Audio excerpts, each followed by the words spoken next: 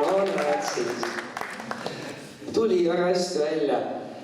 Kindlasti sa Triinu mõtled, ma hakkan sind jälle kiusama, aga ei, mul on tegelikult päris siuke täitsa ilus küsimus sulle. 3 asja, mida sa oma elus kõige rohkem armastad?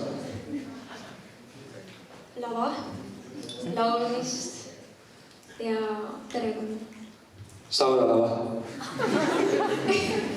Ei, siiski kontsertilava. Okei, aitäh. Ja sina, Allan?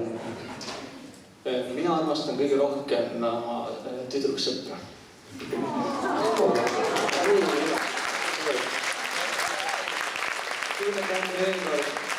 Ja žürii. Vot seda